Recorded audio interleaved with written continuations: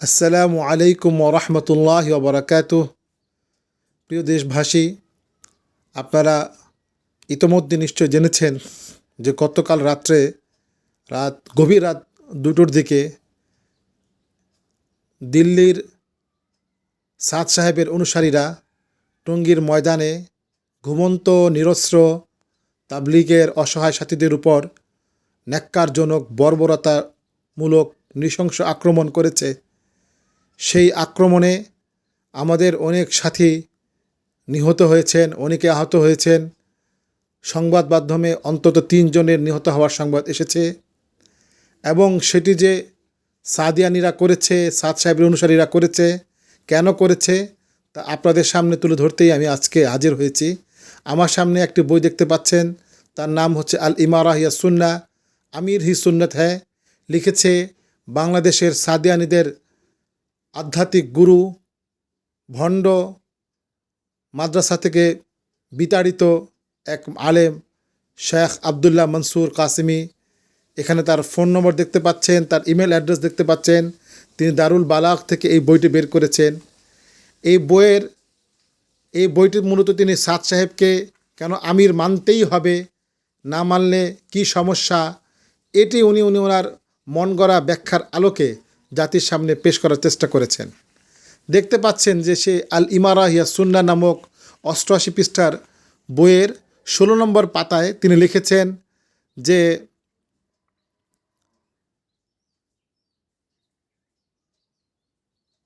এখানে আপনি স্পষ্ট দেখতে পাচ্ছেন যে जो जो भी उनकी मुखालफत करेगा वो बागी और फित्तीन शुमार होगा। যে ব্যক্তি সাদ সাহেবের বিরোধিতা করবে সে বিদ্রোহী এবং ফিতনাবাজ চিহ্নিত হবে, গণ্য হবে। जो ওয়াজিবুল কাতার শুমার কিয়ে যায়েঙ্গে, এমন সাদ সাহেবকে অমান্যকারী ব্যক্তি এমন বিদ্রোহী যাকে হত্যা করা ওয়াজিব বলে সাব্যস্ত হবে।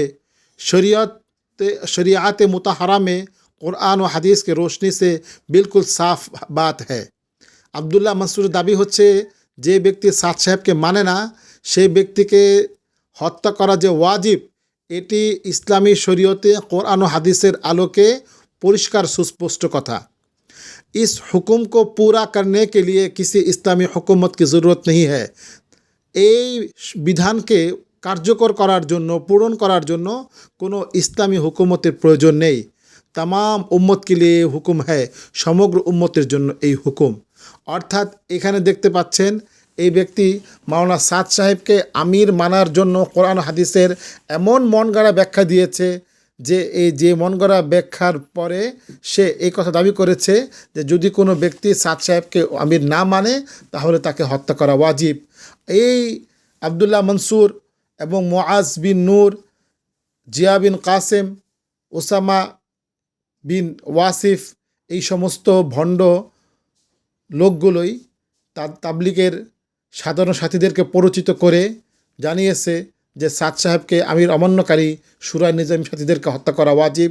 সেই ধারাবাহিকতায় 2018 সালের 1 ডিসেম্বরে তারা একবার বিশ্ব ইজতেমা ময়দানে বাটা গেট দিয়ে ঢুকে তাণ্ডব চালিয়েছে এবং আজকে অর্থাৎ আজ 18 ডিসেম্বর 2024 রাত 2-3টার দিকে তারা গভীর রাতে বিশ্ব ইজতেমা ময়দানে আক্রমণ করে আরও অন্তত 3 জন সাথীকে হত্যা করেছে। আমরা এই যে খুনের পক্ষে আমরা ধর্মীয় আয়াতকে বিকৃত করার এই ডকুমেন্টস আপনাদের সামনে পেশ করলাম।